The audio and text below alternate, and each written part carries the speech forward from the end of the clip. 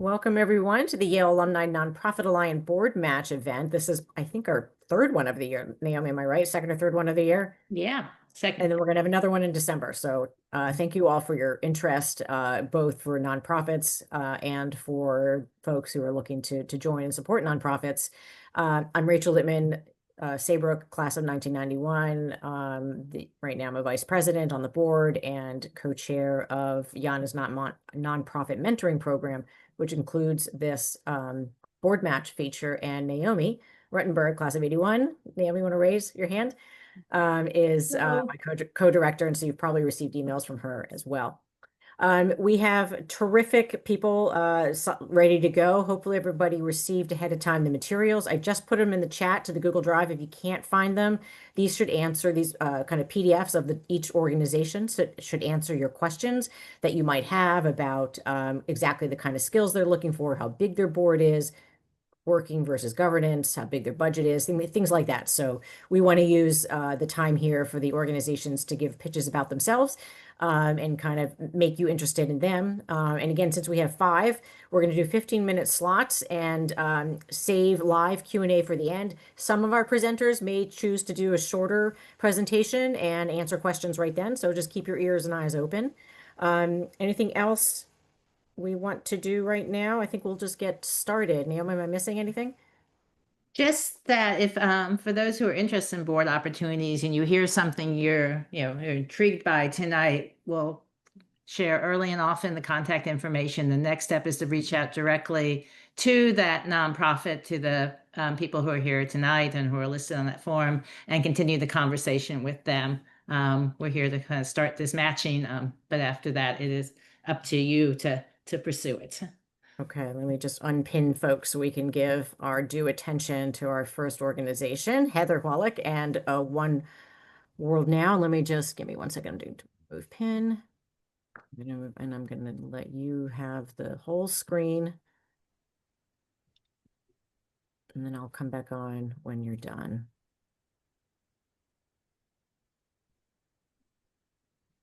Okay, take it away, Heather. Thanks. Thanks, Rachel. Thanks, everyone, for being here today. I'm calling in from beautiful Seattle, Washington, to represent One World Now, where I'm on the board. My affiliation with Yale, I did my master's degree in international relations in 2012, and you'll hear a little bit more about me during the presentation. So I'll launch in. Unfortunately, because we're still in the middle of our workday here in Seattle, I'll have to leave promptly at 4 p.m., so I won't be able to answer any questions at the end of the meeting. However, my contact information is in my presentation, and please reach out to Rachel.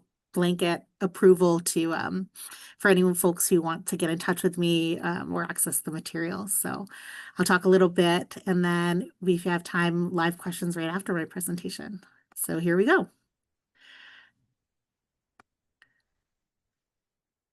Okay, so One World Now. I will start with how I came to One World Now. Okay. Sorry? It was just a little slow loading, but we're good. Oh, okay. So what drew me to One World Now is my personal story. I grew up in Central Maine, not a super international place, but when I was in high school, I did a study abroad program in Europe over the summer, and it just completely 100% changed my perspective, changed my life and career trajectory, and it made such a meaningful impact in my life. And that's what drew me to One World Now, whose mission is to provide foreign language training, study abroad opportunities, and leadership training to youth, primarily in the Seattle area, but as you'll see, we have participants in our programs, both nationally and a few international students, but really targeted at students who otherwise would not have the opportunities to have that global perspective. And that's what the mission of One World Now. And I will just share a little bit more. This experience in my life really took me on a journey to teaching English in China, studying abroad, in Turkey, and then becoming a diplomat. So I was with the U.S. Department of State Foreign Service for almost 10 years. I left in 2019 and have been working at the Bill and Melinda Gates Foundation for the past 5.5 years after that. But again, this perspective and experience really, really changed my life. And for me, wanting to give that back to students is something I feel very passionate about. So you can see a few pictures from some of our programs and the students that have been participating. The top left, our students did a study abroad program to Taiwan last year. In the middle, they're actually at the Gates Foundation during their summer leadership program. Then we had some cultural events, dance programs on the top right, and you'll see a group of students on the bottom who are program participants. Here's a little bit of detail about the organization. And again, you don't have to memorize this right now. You can access this on One World Now's website. This is from our annual report, as well as if you want to reach out to me and have more questions.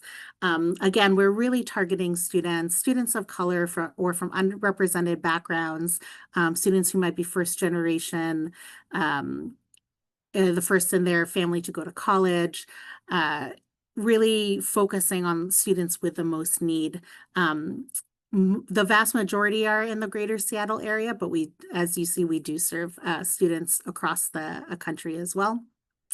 You can see a little bit about the scale of our impact financing and sources of revenue. Again, I won't spend too much time on this. You can feel free to dig into these details a little bit later. A little bit about our board and leadership. I am super excited this year because we have just hired a new executive director. She comes to us from USAID, or the U.S. Agency for International Development, that many have seen in the news, has laid off a large number of staff. What's not great, personally, in my opinion, for the world, was great for One World Now, and we got a super dynamic, really hardworking, fascinating executive director who just started about a month ago. And so she's got an amazing personal story, and I've been just so impressed with her so far. So by joining our board, you get to work with a super dynamic, really, really impressive, really hardworking global citizen who's moved to Seattle for this job. And then here's just a little snapshot of our board. As you'll see on our board, we do have quite a few people who were alumni of the program or former staff of the program. And so that, I think, is a really special part of the board, is we've got people with a personal connection, long-term connection to the organization. That said, we would love other broader perspectives from people who don't have a history with this organization. And so that's where you all come in. Just to say a little bit more about some of the things that would be really impactful to our board. We'll be conducting strategic planning this upcoming year. So anyone with experience in that area would be super helpful. It'd be great to have a person with a background in compliance. That's always really useful for nonprofits. Human resources background is super useful as well. Building out our DEI committee would be great. Person with strong background in fundraising. We hired a development manager recently, and she could use some support for sure. And then financial planning, and then someone with some experience with other boards or board development that can help us really be the high impactful, effective, and professional group that we desire to be. I just put this one with Delta. This is one of my something I'm personally proud of. When I was on the board negotiating a corporate sponsorship from Delta, who funded all of the plane tickets for our students to go to Taiwan this year, and also offered $50,000 in flight credits for our students this coming year. And so that to me was an impactful part of an exciting part of my board membership. And you see the pilot came and talked to the students, which was really cute and fun. So that's the end of my presentation. I really do want to leave some time for questions, but just to summarize, I think this would be a great great board experience for someone who wants to be a big fish in a small pond. We're a pretty small organization. We're a small board right now. And so your time will really have a huge impact. Your time, your donation, we don't have a set like buy-in or anything like that. It's really what you can personally bring to the board, whether it's your expertise, your time, or your monetary contribution. It's great for people who have a personal connection to some kind of international background, ways that being a global citizen has touched your life, and great for people who really are looking around at the world and seeing the US retreat from global leadership and want to do something about it, want to really build the next generation of support for building and continuing global connections, really showing the value of being a greater part of the world, thinking not in terms of what's best for my country and for me, but what's best for the world altogether.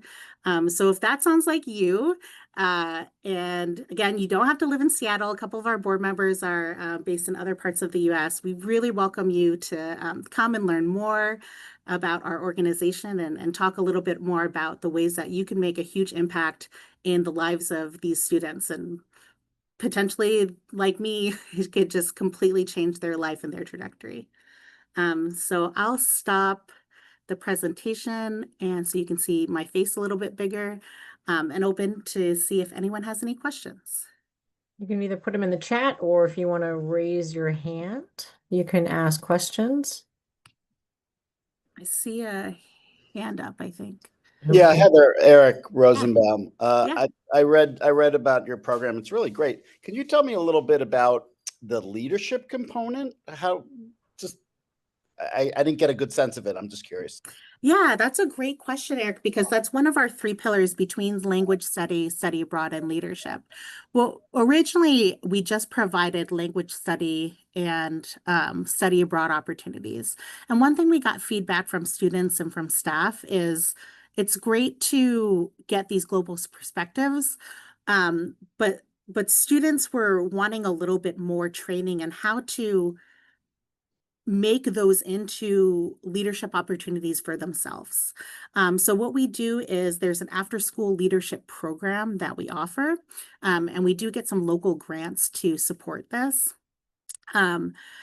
And students learn lessons about, like how to have tough conversations, how to deal with challenges and difficulties, how to lead and influence others, and how to kind of take their next step into adulthood. And we found that this is a great complement to our international programs, and not only helps the students, but helps them get more out of the programs as well. So that looks like after school and summer program.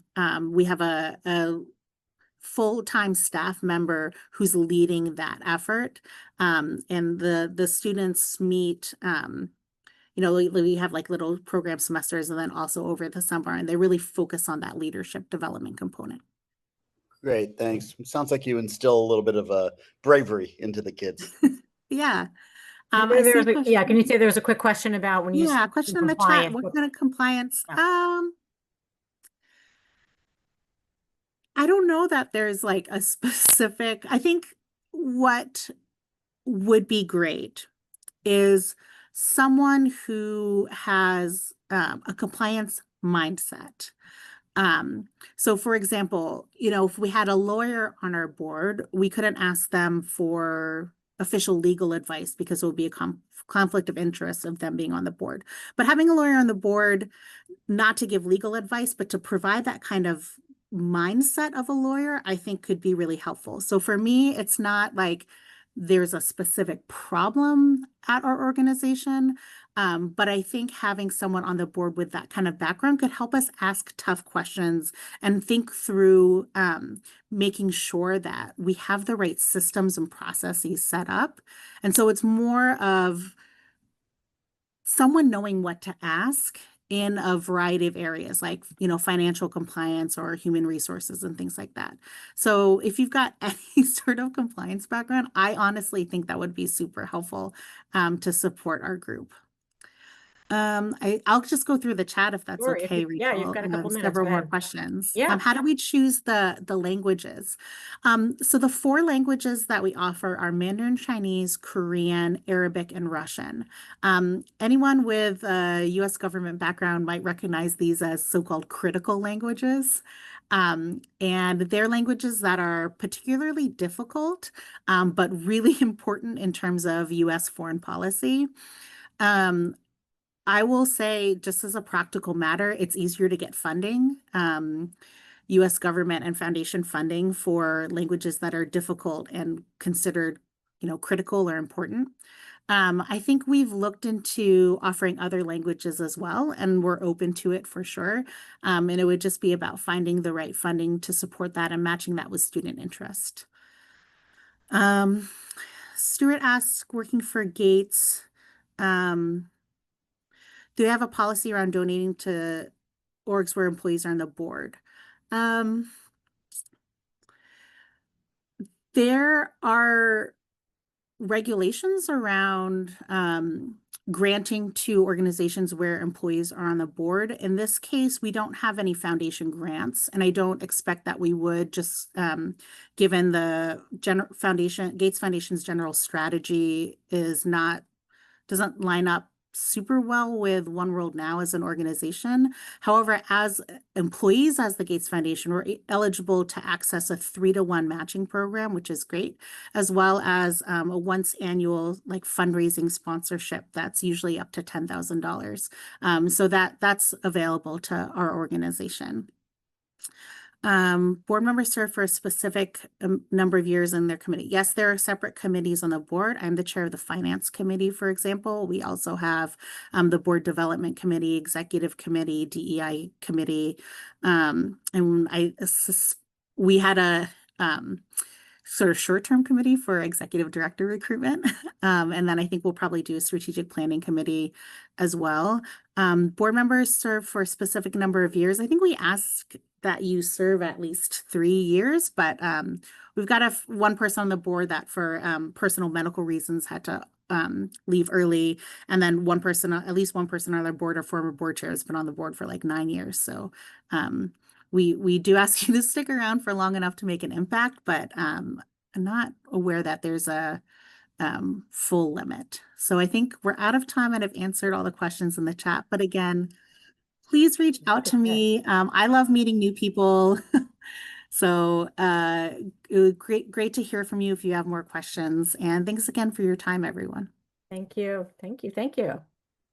All right. Next, we have Samora and Jane from the Alex House Project. Hi, good evening, everyone. My name is Samora Coles. I am the founder and executive director of the Alex House Project. I also have Ms. Jane Platt on as my board chair. She just waved hi to you guys. I'll start off really quickly with a short video, and then we'll jump back into the presentation. People.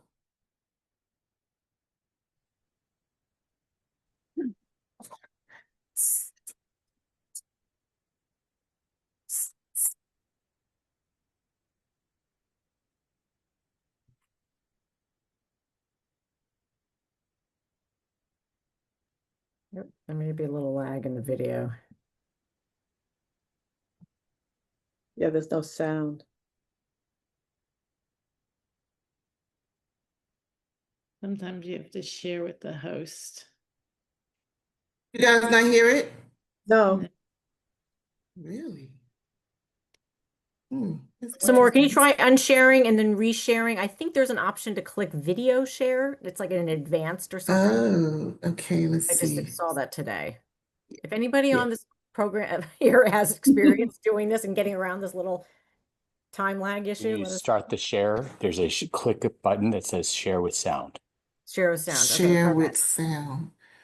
I see. It might say See. share audio. Yeah, I just did it myself, and on the right side, it says under options, share sound. Yes, okay.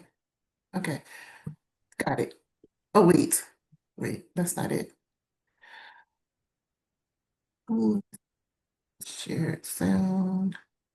Why is it? Oh, That's not working. Okay, so I'm not gonna do the video. I'll go back to my screen and we'll just have a conversation. Can you put a link to the video in the chat and people can open it up? Absolutely. All right, so people can watch it later. You can try it. Yeah. Yeah.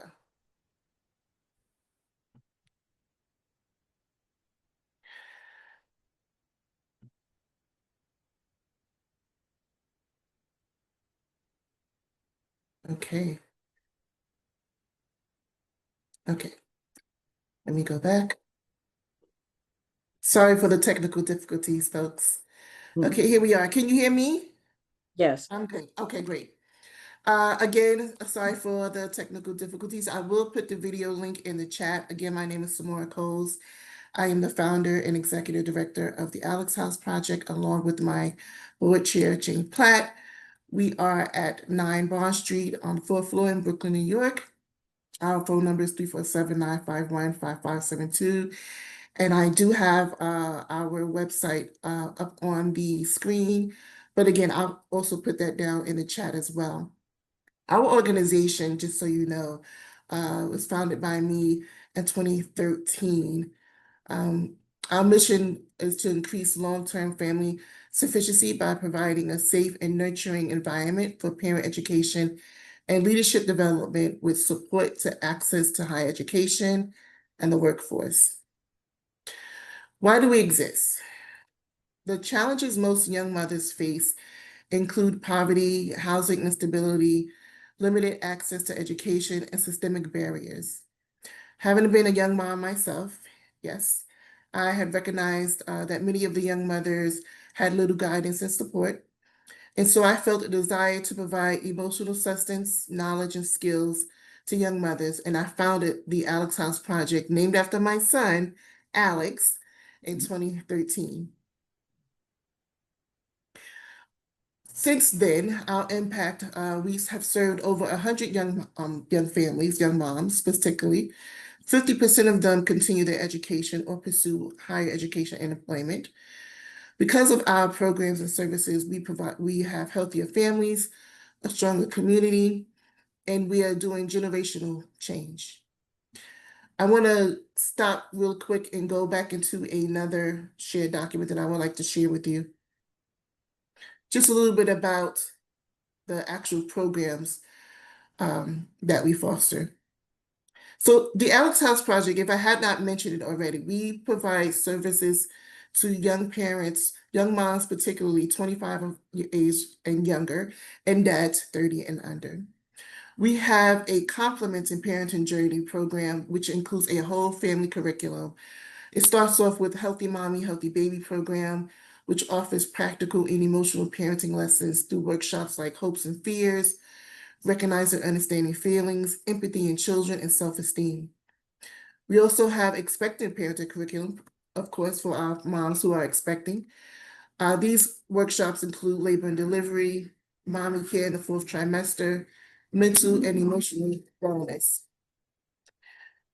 Our bigger ticker, which is our biggest program, is our leadership program, which we train our young moms to become parent educators. The secret sauce to our programs is not because I teach classes or I hire someone to teach classes. It's because the moms themselves teach classes, and we train them to do that. So we don't just train them to run a workshop. We train them on group work. We train them on delivering. We train them on building their self-esteems. And at the same time, we also help them with learning case management, health literacy, group dynamics, and facilitation skills. So all around, these young moms, these young parents are really each one a teaching one. And so I'll go back to I'll end the screen here just to talk a little bit about, because I see I have less than 10 minutes, talk a little bit about why it's important to join the Alex House Project Board, and then I'll give it over to Jane Platt. I was a teen mom at age 17, and I was raised by my grandparents, and my grandparents back then I call them they no longer exist type of grandparents where they went to bed at 4 and got up at 5 in the morning. And so I really had to figure life out myself. And so as the years progressed, I figured times must have changed since then, but they hadn't. And so I thought it was my duty as a young mom, going back to school, getting her education, finding a job, getting housing, to give back to a community of moms to make sure that they go through the same thing. And so for me, it's a two-step process for me. For me, it's a space where I feel healed and I feel safe and supported by being able to give safe and supportness to other young moms who may not necessarily have that opportunity within their own community. And so I will pivot briefly so Jane can talk a little bit about board membership and why it's important to join on board. And then I'll come back for some Q&A if you have.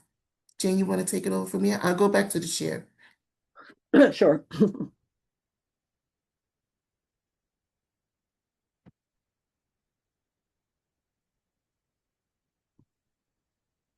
Yes, there we go. Okay, but you need to go down to, okay, the It's role. in. Oh, okay. Mhm.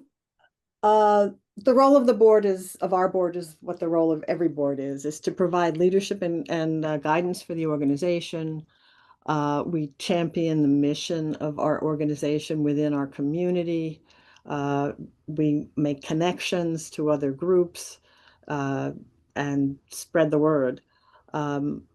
Obviously, boards have a great deal of financial responsibility because that's how we sustain the organization, obviously. So there's a lot of fundraising involved in most boards, including this one. We advocate for what we're doing within the community, and we use our networks to help support the community. Next one slide. Okay, so what do we expect of board members? Our board members are ambassadors. We represent and we promote the Alex House project within our community, which is the greater New York area, but we're focused on Brooklyn, where our home is. Board members are important to us to offer expertise and guidance. We're sort of at the transition between a working board and more of a governance board because we've been growing, but our board members pitch in and do things often because we don't have a big staff and we need the expertise of our board members to help us out. We also ask our board members to be advocates for us and to open doors to partnerships, to corporate sponsorships, to opportunities, to other people they know who may have who may have skills that can be used within our programs. For example, we're doing podcasting. We're teaching podcasting to some of our young moms in our Train the Trainer program.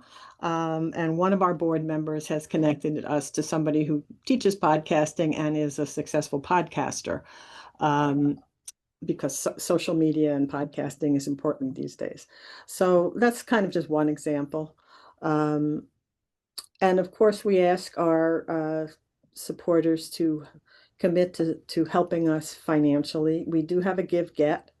Our give is $2,000 a year. Our get is $3,000. So that helps us in terms of our funding because generally that kind of money doesn't have to be focused on specific things within a program, but can be used for general operating costs, which every organization needs and which foundations often, it's not their focus in terms of funding. But there are flexible ways to meet the commitment. Most of all, we want our board members to be passionate about what we are doing and about their ability to contribute and help and do that. We're especially seeking board members in a couple of areas, but we're more than happy to consider board members in many different areas because we can use a lot of different skills. We're currently looking for somebody in finance because we really need a new board treasurer. previous chair of our finance committee had to resign. He's now on the committee, but he can't be on a board because he's a nonprofit accountant and his company merged, and that was one of their rules. So we really could use somebody in finance to give us financial advice. We do have a doula program as part of our workforce development program. We've partnered with another organization that does that. So it would be helpful to have somebody with, like a doctor or nurse practitioner, somebody with a medical background in OBGYN. And we could definitely use a lot of help with communications and marketing. We're a growing organization. We're getting better known, but marketing and communications are important skills. And that would be helpful to us. What's the value to you of serving on the board? Well, I think you can directly impact the lives of young mothers and children. My background is I'm a Yale graduate school graduate in psychology, and my field was developmental psychology. And I've always felt that to help children, you need to help their parents because they're the biggest influence on children. So it's kind of, you're having an impact on two generations, on the parents and on the children by helping the parents. Also, I think you get exposed to a lot of interesting people on the board and in work for the Alex House Project. So it's a way to build community and your own professional networks. We do have leadership development opportunities in terms of you heading up different projects within the board, fundraising kinds of projects, or sometimes others like planning and things like that. But most important, I think it's you get to be part of an organization that creates generational change and really does change the trajectory of people's lives. Next, some more. Steve. Oh, there we go. So how to join. If you're interested in learning more about the Alex House Project, you can contact Samora. Her address is there, or you can contact me. And you can join our mailing list for upcoming events. info@alexhouseproject.org. And to close out, ladies and gentlemen, I just thought it would be nice to throw in a quick testimonial from one of our parents. Being part of the Alex House Project changed my life and my child's future. And I'll stop there for if we have time for questions. I'm not sure. Yeah. But I'm open to. Yeah, does anybody, I haven't seen the chat, but if anybody wants to raise their hand or ask a question now, we'll have opportunity at the end as well. I see Miss Jane Applebaum. Did I say Hi. that correct? Yes, can you hear me?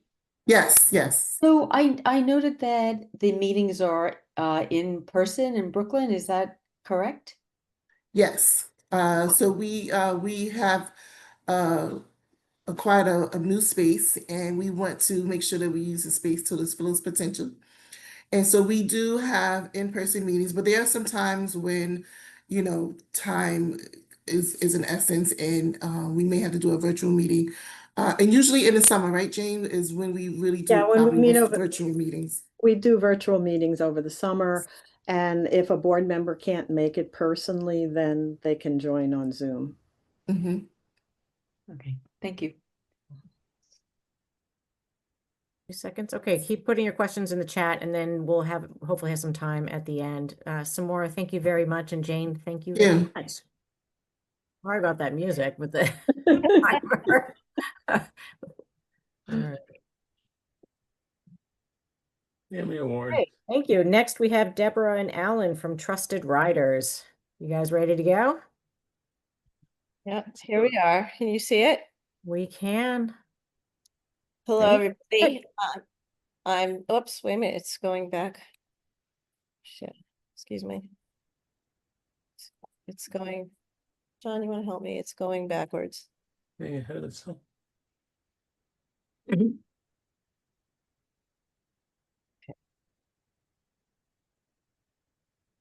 Here we go. Here we go. Okay, we are Trusted Riders. I'm Deborah Caton Michaels, class of 81, Yale, and my co-founder, Alan LePatin, class of 78. And we're lucky to be joined by people all over the country, including people on the West Coast, Jim Bialik. But recently, Rachel suggested a young person, a recent Yale graduate, called YANA and said, who should I look at? And Rachel directed her to us, and we're lucky to have Maya, who is now a project coordinator, who became very passionate about our mission. So what Trusted Riders does is we have identified and developed a program nationally that bridges a significant gap in transportation to healthcare and other essential services for vulnerable people. I'm going to let Alan LePatin, our founder, tell you his founder's story and why we're here. Alan?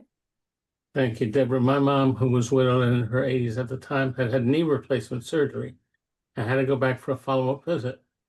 I had hired a care manager to help out when I couldn't be there, and Mom called her looking for a ride to the doctor.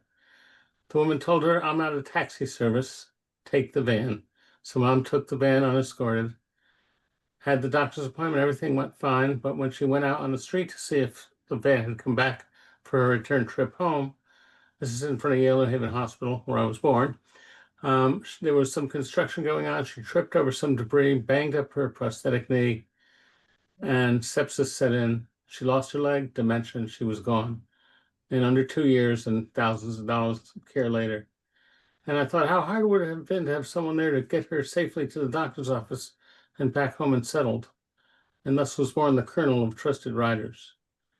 At a time when AI and social media is driving people apart, we are literally driving neighbors together. Deborah, it's all yours.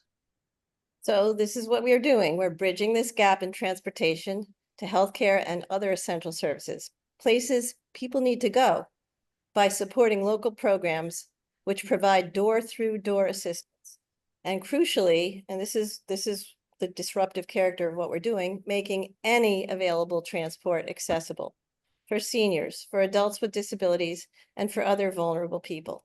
How many of you know someone, an older individual, a person with disabilities, a family member, someone who lives far away, even yourself who needs a ride home from a colonoscopy?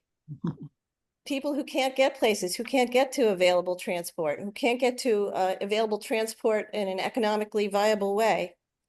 We have found a solution and we've been promoting it nationally. It's not going down. There we go. This is the problem Trusted Riders solves. 1 in 3 older adults have missed medical appointments due to transportation barriers. This comes up in every national survey of older adults. 3.6 missed visits in healthcare at a cost of $150 billion annually. There are 25 million plus people who need an escort to leave the hospital annually, as required by insurance or as required by their need to have someone help them. Our program addresses social isolation and reduced independence with a hyper-local neighbor-to-neighbor solution. It is less costly and more personal than any traditional NEMT, NEMT, and unnecessary ambulance travel, because lots of people call ambulances when they don't need it, and it's very expensive. It can really bankrupt some people. It also solved the problem of cars or vans where drivers must leave the vehicle to assist, because there's always that moment when that vulnerable person tries to get out of the van. I have seen it, and then they start to fall over and there's nobody there to catch them. So we've solved that. Here's how we do it. So it's door-through-door support every step of the way. An older client or a coordinator at a community-based organization or a healthcare organization, or the relative of friend of that older client, reserves a ride. The trip is scheduled via our Trusted Rider scheduler or our Trusted Rider app. The Trusted Rider calls the person ahead, and many times this is a repeat relationship. Relationships are formed, and the Trusted Rider, after calling several times, meets the client at their door. They support the client through the visit. They ensure a safe return home. They call them to follow up, and they log the data in our system. So everything is logged and understandable to all parties, including family far away. This is how the solution works. We have volunteer Trusted Riders or Trusted Guides Depends on whether they're going through transportation or a walking mode or a combination. And those are managed not by us, but by coordinators in community organizations, healthcare, and other sites. What we provide and have developed over 6 years with lots of input from all of our sites is our training and certification, and our scheduler, and soon to be our app, and ongoing consulting. We have a whole group of experienced national service professionals, people who've run the large organizations, people who are at the state level, people at the local level, and they all get together and help each organization. Here you can see chaperones. There are different ages, can be ages 18 and up. They're background checked, they're trained, they're certified. And most importantly, they're connected to a local organization. So there's a trust factor. When someone shows up at your door, you know that they are locally connected and you can trust them. We're very proud of what we've been able to do, and that's why we're excited to add some new board members. We have been validated in 17 sites in 14 states over 6 years. We have been able to get $5 million specifically for this purpose in the federal budget. I credit my co-founder, Alan, who knows the ins and outs of this, and this is for this purpose only, out of HHS, Health and Human Services, and other federal funding such as AmeriCorps Seniors. Now, we don't get that $5 million, just so you don't think we're sitting around with $5 million, we're not. We get a small amount in each grant that we help, and we are signed on as the consultant for training and technical assistance. Our pilot sites, still in existence and doing really well, Ascension St. Agnes Hospital, Baltimore. It's a solely very large Medicaid hospital. A federal study showed a 92% adherence. That means 92% of their vulnerable clients who were not making their appointments and procedures were now attending, and a 2-to-1 ROI on their grants, which is pretty remarkable. They do 300 trusted rides a month. And the Area Agency on Aging of South Central Connecticut, which is also in existence 6 years, and they transport people to Yale New Haven Hospital. We use some Yale volunteers out of Dwight Hall and are expanding that. And one of our Yale-related alumni volunteers is now in discussion. He's a physician with the Adler Center for Geriatrics at Yale. We'd like to expand our partnership with them. Excitingly, in the last week, we had a meeting with the New York City Department of Aging, and they expressed an interest. We think it's actually going to happen for multiple pilot sites in every borough in New York City. It's going to be a 1 million plus effort. It's going to be a caregiver and caregiver respite endeavor in 2026. So the need for training and service is only increasing. What's happened now is, as many organizations, we're at a inflection point. You can see that we've been able to get by with federal funding. Well, we all know what's happened to that. And so now we have organizations calling us every week, area agencies on aging around the country, saying, well, we want to work with you, but we don't have any money. We don't know what our funding is now. So we've arrived at the concept of a dual structure, an LLC where we can have paid chaperones and, looking for angel investors, but we also have ways to market this that we've outlined that's going to support in part our nonprofit mission, because we feel that that is the way to go right now. That's a very smart way in this era to try to hold on to what we have and increase it. You can see on the right, we have multiple partners. These are our partners and agencies that support us. So you can look at that later, but we've had significant support. We've been asked to speak, headline even at some conferences of US Aging, for example. And there's a lot of belief in our mission. This is where we're going to go in the future. We're going to continue to set program standards and build the Trusted Riders Network nationally. We have a goal of raising $2 million to establish a Trusted Riders National Service Center, because we want to serve any community in need. We do not want to have to charge them. And here are some of the organizations that we are reaching out to. Healthcare providers and insurers, because they see the cost savings and better health outcomes, starting to see that already. Local governments that subsidize senior transit, because they know the portion of those seniors who are vulnerable. Clinical research trial sponsors. Many of you might know, might not know, that most clinical research trials are done on old white men. They're severely underrepresented in underserved communities. There's not a lot of trust. So having people come and escort them in these underserved communities could be very helpful, and as well as women. There are not enough women in clinical research trials, and it's a trust issue and a getting there and back issue. And senior living communities where the, there are more able-bodied people can help people who are more vulnerable. So we're serving seniors, people with physical or cognitive disabilities, family and caregivers booking for their loved ones, and riders fearful to get in cars, or here's a new one, hesitant to use driverless cars, which will become very important in the future. And anyone having a procedure involving sedation or requiring release to the company of a responsible adult. And we see other populations as possibilities for the future, especially when we have our app going, because then individuals will be able to access this service as well. So this is who we need. We need some new board members. We have a few wonderful board members, including someone who's been the head of a major Alzheimer's association. But our board will meet remotely 2 times a year. As you can see, you can be located anywhere in the US. We need strategic thinkers with expertise in development and fundraising, because now, of course, we have to pivot newly to fundraise on our own, not with federal funds, to go to foundations and donors. We need communications and marketing and sales people to help bring our program, tell the communities about it, get the word out.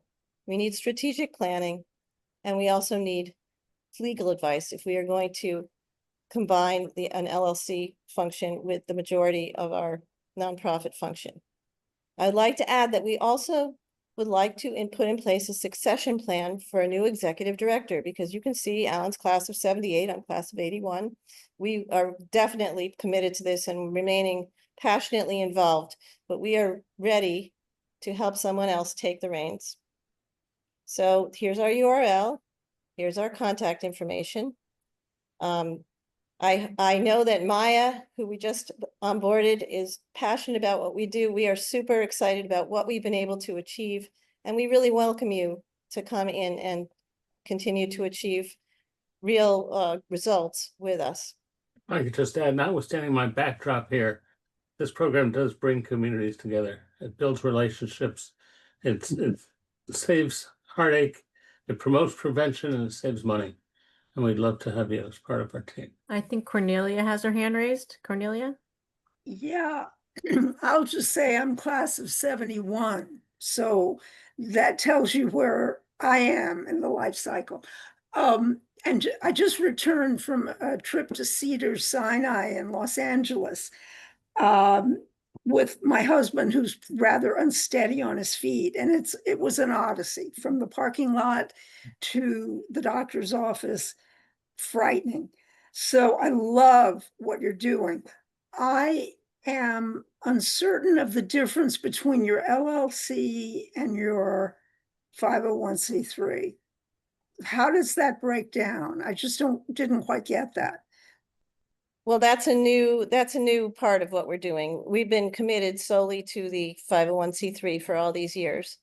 Now with federal funding drying up, even though technically it's still in the budget, should the Republicans, yeah, it's going away. But so we know that we need to pivot, and we also were told, actually, honestly, in the roundtable, as Rachel can attest, and everybody said, this is a great mission, continue with it, but you also have a business. So they're very separate entities, and legally they need to be separate entities, but the training and certification and the scheduler, and that will live solely in the nonprofit. I see. And there'll be some of the profits from whatever we achieve with the LLC can go back into the nonprofit. The fact that the activity yields savings to healthcare providers is and we hope to one other question. I'm just a little confused. You said you're operating in 14 states, but there are only 3 sites? No, 17. No. Sites in 3 states, 14 states. Speak to that. We have had, our sites those are 14 distinct sites. I was just giving examples of our. Okay. Of our. Anything in Los Angeles. We're not in Los Angeles yet, but we'd like to be. Thank you Okay. so much for all these questions and in your chat. Please feel free to continue in the chat and we'll be Thank able to. So thank you, Deborah and Alan. Beautiful. I want to bring up David to talk about mangroves. Switching gears a little bit. Thank you very much. I do have a slide to share, a slideshow to share, but I'm not going to use it during this presentation. Rather, I invite you to use the link that I just put in the chat if you would like to know what we do in greater detail. Then maybe I have time to talk about, or at least in more formal ways. But after these three wonderful presentations and the questions you've asked, I'd like us to take a breath and reset a bit. So if you're comfortable, I invite you to close your eyes and just breathe in. Deep, deep, deep, and let out that breath.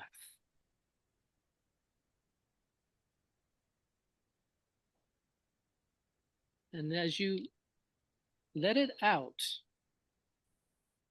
notice that breathing is one of many forms of metabolizing that we do all day long, every day, in our house, at our work, wherever we go. And we metabolize not only with air, but with water that's in and out of us, with microbes that are all over the place, with fungi. And in fact, just the breath alone, the air that we have coming in and coming out of us, that is all one continuous rhythmic volume throughout the world. Even though we're in different places throughout the states, indoors, outdoors, I'm outdoors right now, the air that we breathe in and out is in fact one continuous volume. And it is this continuity of what's shared and what's taken, what's given, that informs at the deepest levels the work of Mangroves. The way we look at reality is not from the outside with a sovereign eye that can say, this is true, this is happening, this needs addressing, let's fix it. Rather, we begin with an honesty about being submerged and immersed in a shared reality that we have no escape from, but only certain kinds of agency. But it's an agency that often gets limited when we try to act as individuals, as discrete entities, outfits, organizations, even sectors, when in fact the agency is also metabolic and shared across the realm of life webs. And so in response to that, our work is to de-silo, to unbind, to penetrate through barriers, to connect. Now, nonprofits are like many other kinds of sectors and enterprises in the business of problem solving. We identify problems that we think deserve our attention and our effort, and we go at it. Now, this is absolutely necessary. I applaud all the efforts that everybody is engaged in here, and it works very well at certain scales. But if we want a transformation of our society at greater levels than our physical eyes can see and our hands can touch, that is across the globe, at the planetary level, across many locales and biomes and bioregions and so forth, we cannot stay with the problem solution model, because the problem solution model requires a sovereign eye and agency that we do not have. We're all in this together. Furthermore, as you study history and look broadly across what's going on today, you might also see that what is touted as solutions to large-scale problems have themselves generated large problems. And this is especially a danger when anybody tries to sell you a mono solution at large scale, okay? So we don't solve problems. We don't identify one problem to solve. Rather, we desilo. We unbind the various chains that have separated reality, and we try to encourage people and given the ability to see across these lines and how things connect. So then it's clear by now we don't offer direct service in discrete parts. Rather, what we do is to try to condition or recondition at a very basal visionary level to prepare for new kinds of weaving. It's what we call meta-design for long translocal life webs. And as I was listening to some more talk about generational change, I was inspired at that moment by the connection with our work, which is meant to be transgenerational. We're not trying to change the world all at once. We're trying to trigger certain mutations that in turn will ripple and multiply and evolve as conditions require. So basically what we do is what nobody else has the time or mind to do.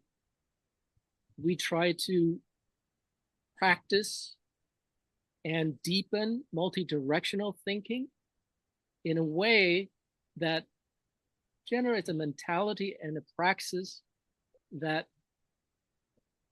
can see the many directions of effect that different conditions and actions and events have, so that when we come to generating new praxis and actions, we can bring all the actors and stakeholders together that matter and prevent the creation of new problems and the repetition of old ones.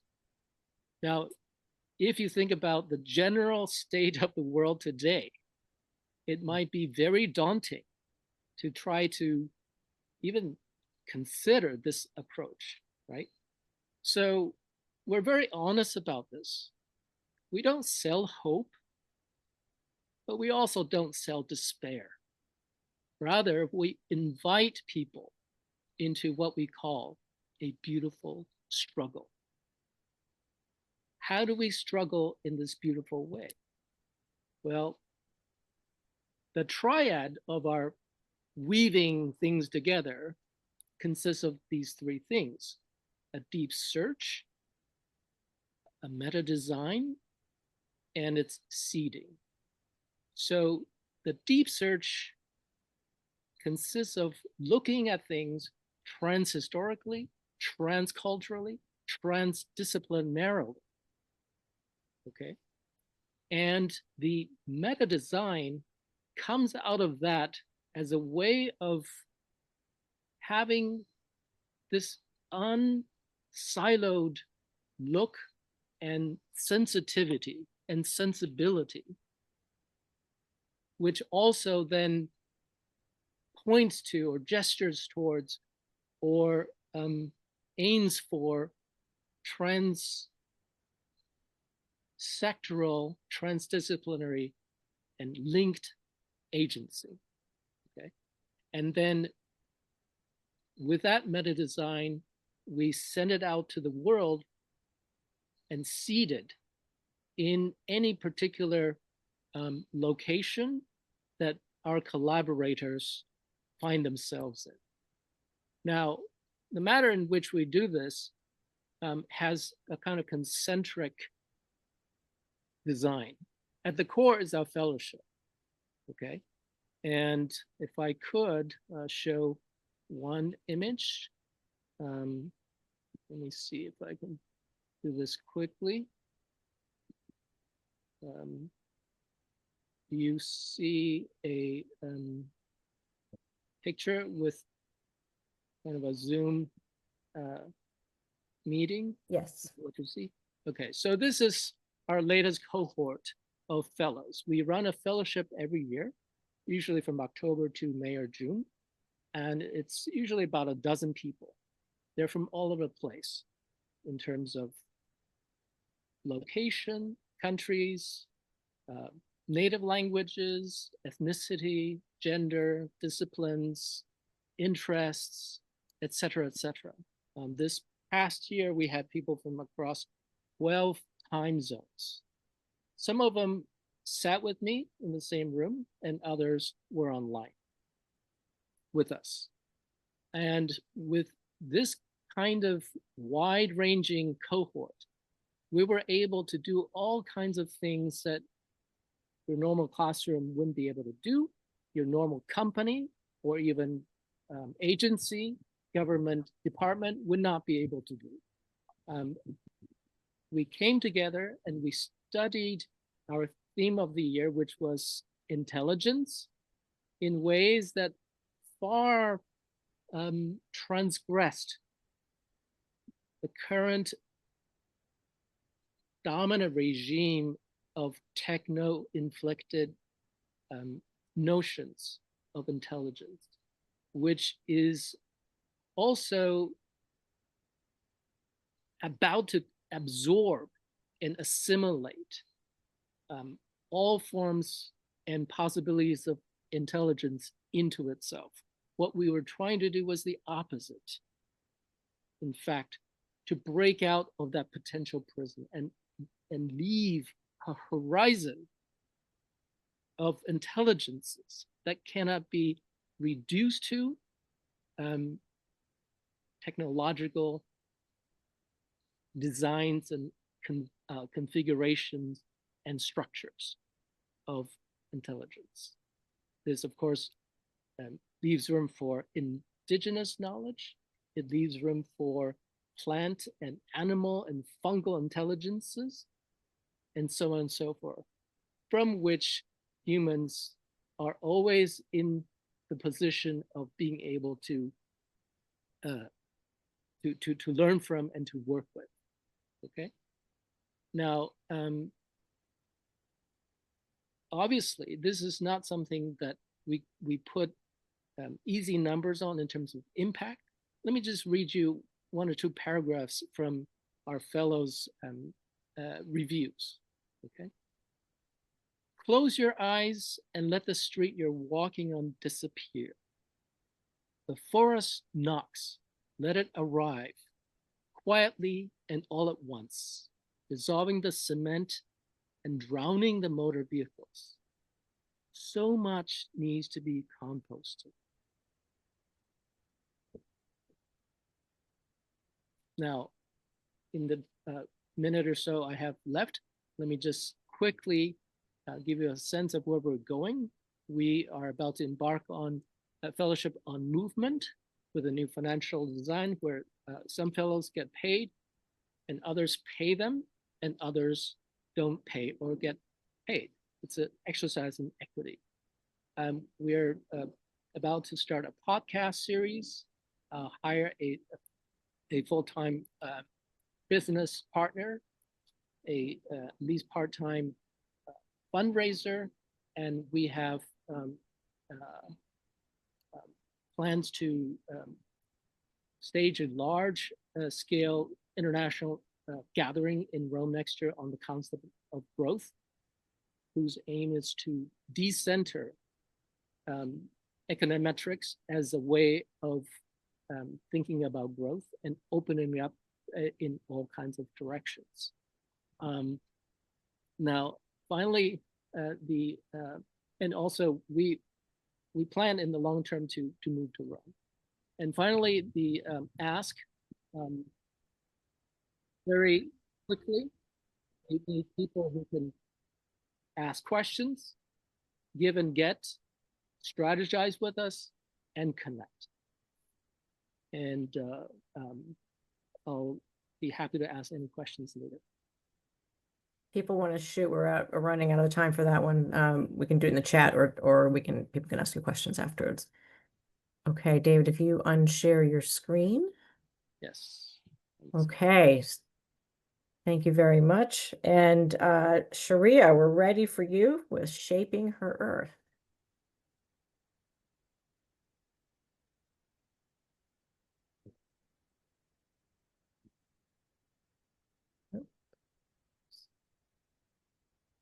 Okay, wonderful. Can everybody see my presentation? Mm-hmm. Okay, wonderful. Good evening, everyone. My name is Sharia Irving. I am a 2013 Yale alum, and I am the founder and executive director of Shaping Her Earth, or SHE, as we like to call it. I'm also here with Crene Tolson from our board of directors. We are a national nonprofit with chapters across multiple universities: Yale, Princeton, Columbia, Tufts, Dartmouth, UC Davis, and Santa Clara. And our mission is simple but bold. We shape the future of young women of color by equipping them to lead, thrive, and transform their communities. You can find us online at shapingherearth.org. And I am honored to share our story with you today. At SHE, we serve one of the most vulnerable, but also most resilient populations, Black and Brown girls ages 14 to 22. Our mission is to create intentional spaces of mentorship, leadership development, and belonging. SHE equips these young women with the tools to thrive and creates safe, empowering spaces for them to grow into the confident leaders, academically, personally, and beyond. We don't just prepare girls for the world, we help them to shape it. Young women of color often face systemic barriers in education and community life, but through SHE, they gain the confidence, skills, and networks to excel academically, professionally, and personally. Our work comes alive through 4 signature programs. Our mentorship initiative, which includes our Sister to Sister mentorship program, which pairs high school students with our SHE leaders on college campuses for 12 weeks of guided growth. It also includes our Bridging the Gap collegiate mentorship program, which pair our college students with professional women of color, building career pathways through weekly goals and monthly sessions. It also includes our Boss Brunch, institutionalized this year, connecting over 40 college students in New York alone with leaders in resilience and professional readiness.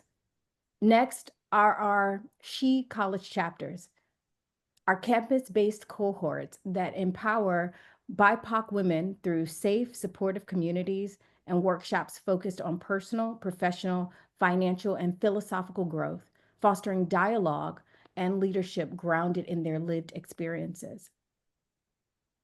Also, we have our SHE retreats, like the one we've planned in Miami in 2026 in partnership with the Star Institute. These are multi-city events which offer immersive experiences in college readiness, resiliency, and leadership. And lastly, our SHE Works Pipeline program, which is an initiative designed to empower collegiate women by providing hands-on experience, professional development, and financial support as they build their careers and contribute to their communities.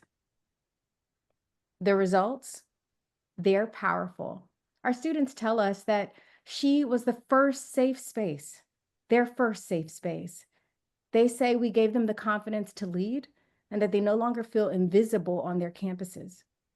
Alumni credit SHE with helping them to secure internships, leadership positions, and even fellowships. On campuses, our chapters are not just clubs, They're incubators of leadership for women of color.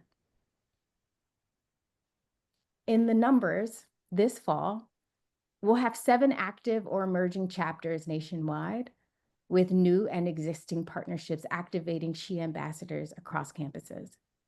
Through these chapters, young women of color are gaining not just leadership and advocacy skills, but also the power of peer mentorship and community. Our programming has grown tremendously, from launching Bridging the Gap mentorship to institutionalizing our Boss Brunch. We've also partnered with the Star Institute to for our She retreat this year to center resiliency, healing, and college readiness, featuring a powerful college panel, which will be led by our Columbia She ambassadors. And structurally, we've secured a $25,000 annual corporate partner, $10,000 of which supports our flagship Sister to Sister program in New York. But I'll be transparent. I personally contributed over $6,500 this year to cover organizational overages. That's how much I believe in this mission. But that is not sustainable long term. And that brings us to our future. This year, as we scale to 7 universities nationwide, we're providing foundational funding and creating paid internships for students who lead our chapters.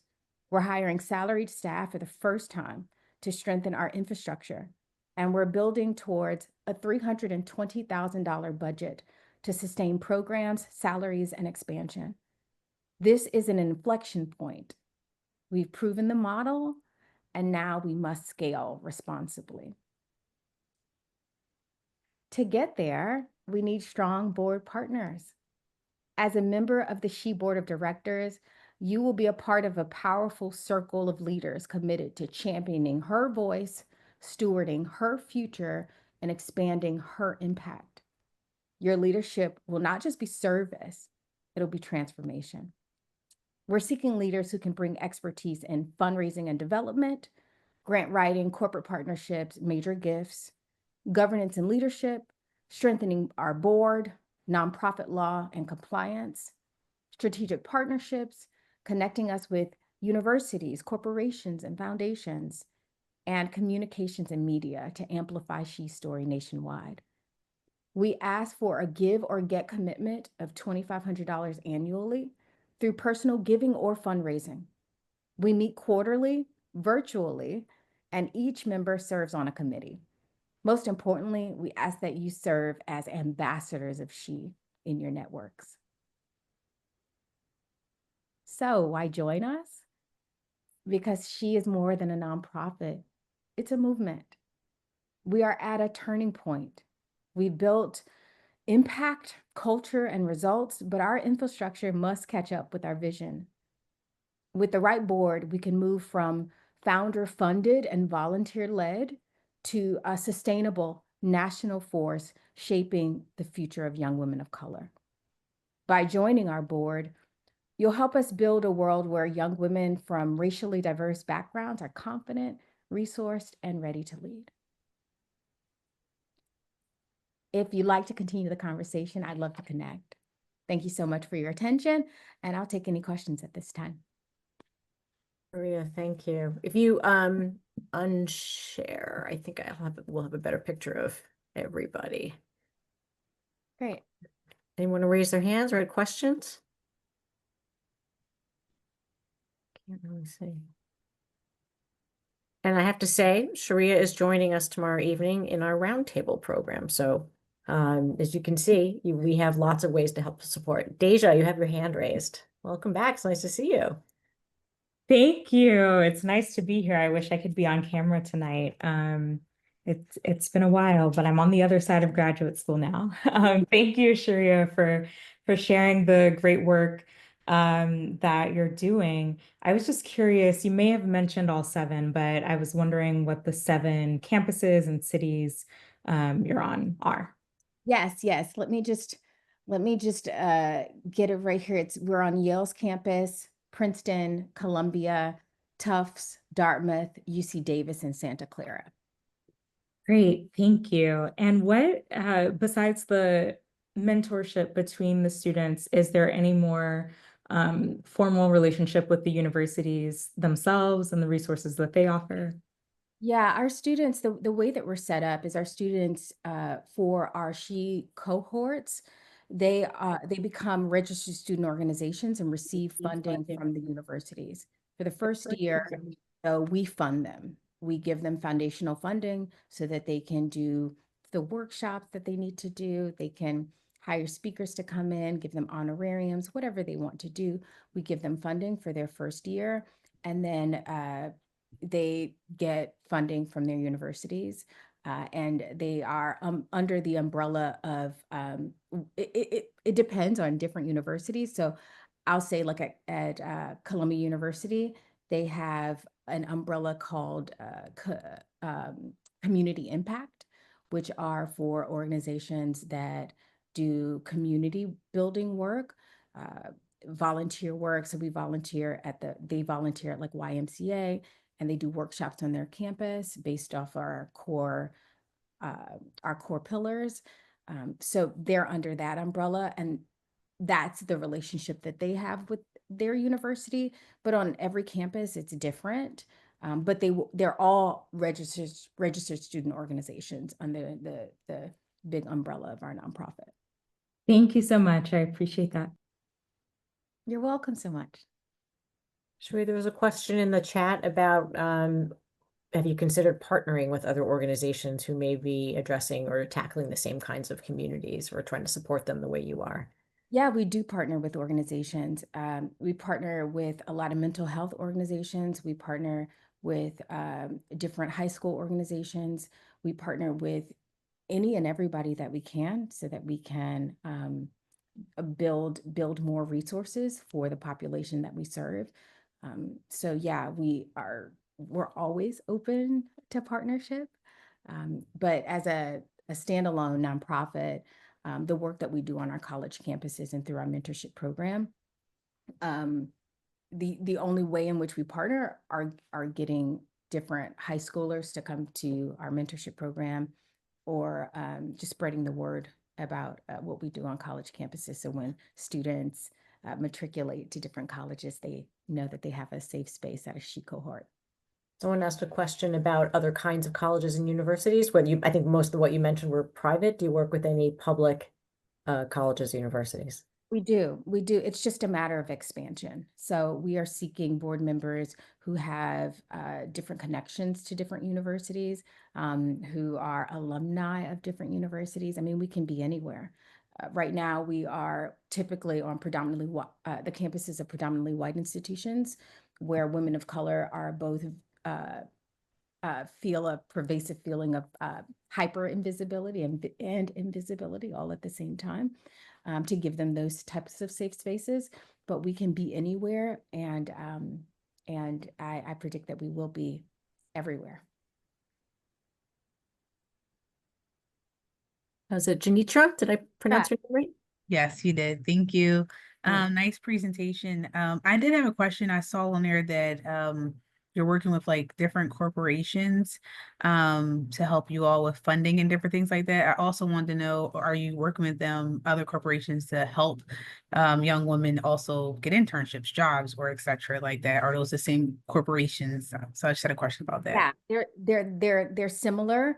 They can be the same and not. So this year in April for our boss brunch, we partnered with Lionsgate, who donated to our boss brunch, but also provided QR codes for a myriad of different internships for the women that were coming to our boss brunch. We also created a resume book. So the sponsors and the donors and the corporations that are sponsoring our events, like Aribe Hair Care, Dave Curl, and Lionsgate, we give them the resume book so that they can reach out if any student is interested, and vice versa. So yes, that's a huge part of our pipeline, with working with these corporations to not just get funding for our programming, but also to be like connective tissue